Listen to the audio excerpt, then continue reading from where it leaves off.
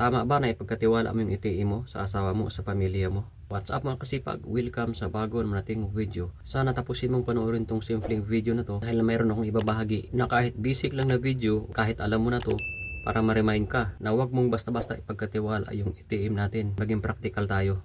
O tara, simulan na natin. Ako nga pala si Diosdado Alaman, dating OFW at isa ring content creator na nagbabahagi ng aking simpleng video. Pero naniniwala ako na yung mga malulupit ay nagsimula din sila sa maliit o nagsimula sa simple. Pero bago ang lahat, mayroon akong ikukwento sa inyo mga kasipag, yung aking maiksing karanasan. Dati akong FW at ngayon nandito na sa Pilipinas, umuwi dahil finish contract sa trabaho at gusto pa rin bumalik sa ibang bansa dahil hindi pa for good. Late ko na lang nalalaman kasi yung about sa business industry sa edad ko na to. Kung noon ko pa nalalaman to sa edad ko ng 15 pataas, malamang iwala ko sa mundo ng pagtatrabaho. Yun po yun mga kasipag. Pumasok sa isip ko yung pag-abroad dahil yung kapatid ko nasa ibang bansa at ako nagtatrabaho dito sa Pilipinas. Hindi ko naman sabihin walang nangyayari sa akin dito sa Pilipinas.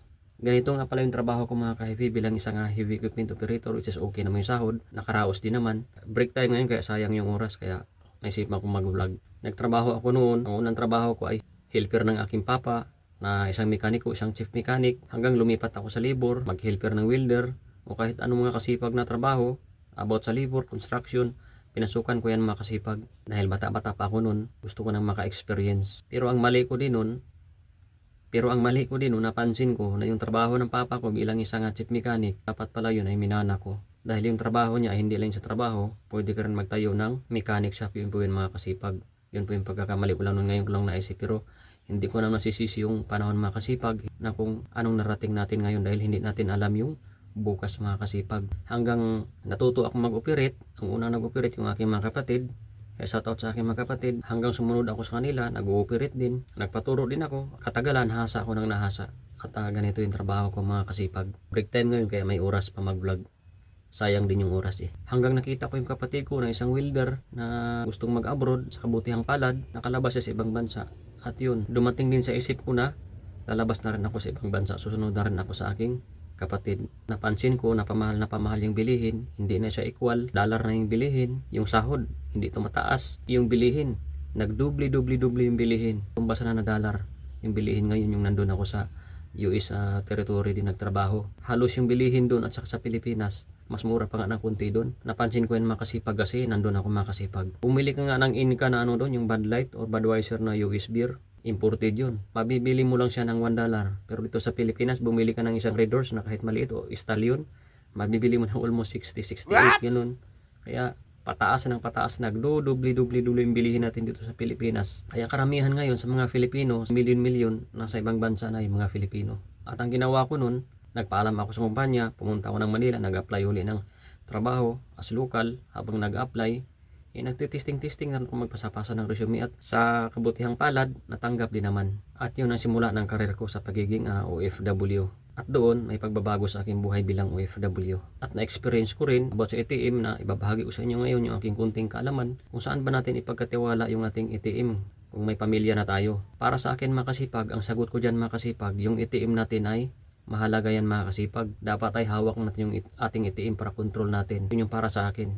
Pero kung hindi ka marunong mag-control ng pera, ang suggest ko lang makasipag ay ipaubaya mo yan sa marunong magdala ng pera makasipag o marunong magtipid. Pwede mo yung ipagkatiwala makasipag sa iyong pamilya o sa iyong asawa makasipag. Di ba maganda talaga sa pakiramdam na nasa atin yung ATM? Pero kung hindi tayo marunong mag-manage ng pera, hindi tayo marunong humawak ng ATM natin, laging kapos tayo, negative pa tayo dahil sa gastos na hindi natin makontrol. Kung nagkataon, sasanla pa natin yung ating ATM. Yun po yung katotohanan dyan mga kasipag.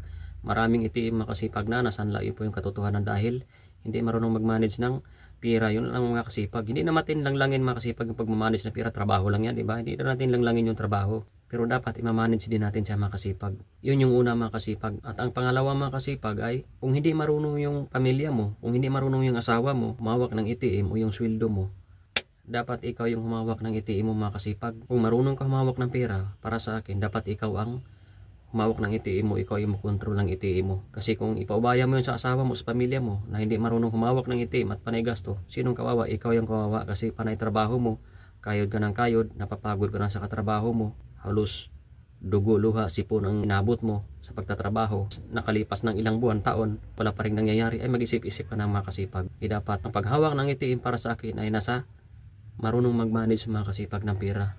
Yun yung mga kasipag.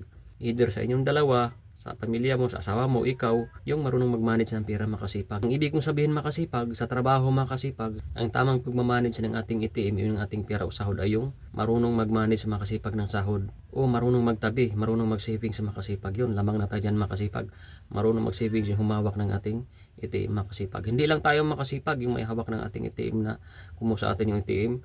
Hindi na natin ipagkatiwala. Okay lang yan makasipag kung marunong na tayong humawak ng pera makasipag, marunong tayong mag-savings makasipag. Pwede nating hindi ipahawak sa kanila yung ating ATM. Pero kung hindi tayo marunong humawak ng ATM makasipag, doon natin ipahawak sa marunong makasipag. Kasi marami din ngayon makasipag na may hawak ng ATM, silang nagtatrabaho, silang may hawak ng ATM na laging kapos, laging nauubusan makasipag ng pera dahil sa gastos na hindi mapigilan makasipag. At ang nangyari dyan, sad news dyan makasipag, yung patutungo ng ATM makasipag ay nasanla makasipag. Doon sa sanlaan makasipag yung ATM. Kaya yung sinanlaan makasipag, yung sanlaan ay marunong doon sila magpaikot ng pera. Kaya pinapaikot nila yung makasipag yung pera na yun. Isa rin yung may business mindset rin yan makasipag yung sanlaan ng ATM makasipag. Kasi yung ATM na yan makasipag, yung pera nila, pinatubuan nila, yun po yung makasipag. Tinatawag rin yan na cash flow makasipag. Kaya makasipag, marunong din tayong humawak sa ATM natin, sa sweldo natin makasipag. Doon natin to makasipag, ipagkatiwala makasipag sa marunong mag-manage makasipag. Kahit sarili mo na, kung hindi ka marunong sa pera, panigastos mo hindi, useless lang din. Mas mabuti nang ipaubayan natin sa marunong humawak ng pera. At least marunong sila sa savings, at least makaipon tayo makasipag. Yun po yung makasipag. Kung kagaya mo ako na nasa akin yung ATM ko, kasi alam ko humawak ng pera makasipag, alam ko mag-manage ng pera makasipag na aking sweldo makasipag. Pero mayroon talagang time makasipag na hindi natin makontrol makasipag. Ano ba yun makasipag? Yung hindi natin makontrol makasipag. Yung gasto na hindi natin maiwasan at hindi natin makontrol makasipag. Ano ba yun? Ay yung emergency, yun po yung makasipag. O halimbawa lang makasipag, nagkakasakit ka. Halimbawa na lang makasipag, may nagkakasakit. Hindi natin hawak yung tadhana makasipag. Diba? Hindi natin makontrol yung gasto niyan makasipag. Kaya obligado talaga tayo niya na gumasto makasipag. Kaya kung napanood niyo yung mga video ko makasipag, kahit simpleng video lang makasipag, yung abot sa savings, sa emergency fund, sa retirement fund, malaking bagay na yun makasipag. Kasi kung hindi ka isip negosyante, kung takot ka magnegosyo at gusto mo ng peace of mind, yun po yung makasipag. Pwede mo yung i-apply makasipag, yung pinahagi ko makasipag, yung tatlo na yun makasipag, yung about sa saving, emergency fund, sa retirement fund. Patulong yun sa atin makasipag. Kailangan nating hulugan yun na makasipag ng baliwala lang. Gaya nung binahagi ko makasipag, lalo na sa ating mga OFW makasipag, pinagdiinan ko talaga yung magtabi pa rin makasipag nung tatlo na to.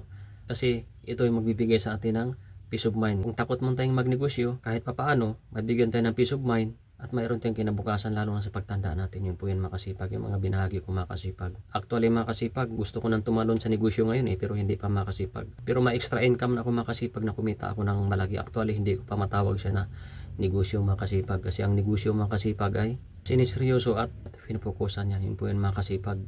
Nagsimula ako nung kumita ng pera nun makasipag sa extra income ko makasipag. Ang pagkakamali ko lang nun, gaya ng binahagi ko dati na hindi ko siya nire-invest yung pera. Nagasto ko yung pera makasipag. Hanggang ngayon makasipag, nagkakasakit-sakit yung anak ko. Nagasto ko pa rin yung makasipag hanggang naubos yun po yung makasipag. At least mayroon makasipag. Kung wala, saan tayo kukuha? Di wala tayong peace of mind. Yun po yung makasipag, di ba? Yung kita ko nun makasipag, nilagay ko yun dun sa makasipag sa emergency fund. Kasi yung sahod ko nun makasipag, sa padala, sa pundar-pundar, yun po yun. Yung sa emergency fund, naisip ko na doon ko na lang ilagay yung kita ko. Yun yung pagkakamali ko, dapat pinaikot ko yun makasipag. Pero aral na lang itong makasipag. Sa sunod kong pagbigyan pa ako ni Lord na makapag-abroad, makalabas na ibang bansa makasipag, lalagyan ko ulit itong makasipag, yung tatlo na itong makasipag, yung sa savings, yung sa emergency fund, at saka sa retirement fund. Lagyan ko ulit yun makasipag. Kahit sa maliit na hulog lang makasipag, dahil mahalaga po yun makasipag. Sa oras ng kagipitan, yun po yun makasipag. Naisip ko rin nung na hindi pa talaga time na magnegosyo makasipag, kasi babalik pa ako sa ibang bansa makasipag. Kasi pwede din naman ako doon kumita makasipag sa servicing makasipag. Pero gagawin ko na talaga sana siya dito sa Pilipinas na negosyo makasipag. Pero naniniwala ako makasipag na sa Bible yan makasipag, hindi yan pilitan makasipag. There's a time for everything, yun po yung makasipag. Bakit ko binahagi itong simpleng video na to? Dahil ang kalaban kasi natin dito makasipag ay gasto makasipag. Kailangan makontrol natin yung ating ATM o yung ating sweldo makasipag. Marunong mag-manage ng pera sa either ikaw o yung pamilya mo, yung asawa mo, basta marunong mag-manage makasipag. Kung hindi ka marunong mag-ipon, ikaw mismo yung nagtatrabaho, pwede mong ipagkatiwala makasipag sa asawa mo, sa pamilya mo, dahil sila ang magkukontrol makasipag sa gasto. At matututo ka, yun po yun makasipag. Disclaimer pala mga kasipag, yung video na to makasipag ay patungkol ito sa Pilipinas mga kasipag. Kung andito ka pa nagtrabaho sa Pilipinas, may sahod ka at may itim. Sa susunod na natin tatalakayin mga kasipag, yung about sa OFW mga kasipag, yung sahod mga kasipag, yung hindi marunong mag-manage ng pera, kung pwede rin pa ipagkatiwala. Kasi masyadong masilan yung topic na yun. Kasi pang malakihan na yun mga kasipag eh. Okay mga kasipag, samahan nyo pa ako sa aking mas simpleng video mga kasipag. Sa isang simpleng vlogger lang pero may pangarap. Huwag ka mag-alala mga kasipag kung laging ubos yung sahod mo ngayon, walang laman yung ATM mo ngayon. Simulan mo na ngayon mga kasipag. Sa binahagi ko mga kasipag na kung hindi ka marunong mag-manage ng ATM, ng iyong sweldo, kung napapansin mo na mas marunong sa iyong asawa mo, yung pamilya mo, pwede mo yung ibigay doon mga kasipag, ipagkatiwala para matuto kayo po mga kasipag. At ang kagandahan mga kasipag, pag marunong ka mag-manage ng pera mga kasipag, o yung ATM mga kasipag, maaliwalas ang buhay mo, yun po yun mga kasipag. Mayroon kang peace of mind din mga kasipag, yun po yun mga kasipag. Siya nga pala mga kasipag, mayroon tayong group mga kasipag sa OFW kasipag. Kung gusto nyo mag-join mga kasipag, kung naghahanap kayo ng community na totoo, kahit mahirap lang pero may pangarap, sabay-sabay tayong nangarap, pwede kayong mag-join mga kasipag sa ating group dito mga kasipag. Welcome ang lahat dito mga kasipag na mag-post ng ating mga problema o yung ating mga success story. Lahat ng mga OFW, pwede tayong mag-post dito mga kasipag. Nakapapulutan din ng karamihan yung buwan mga kasipag. Okay mga kasipag, tapusin na natin yung video natin mga kasipag. May kasabihan, nasa Diyos ang awa, nasa tao ang gawa. Okay mga kasipag, hanggang sa muli!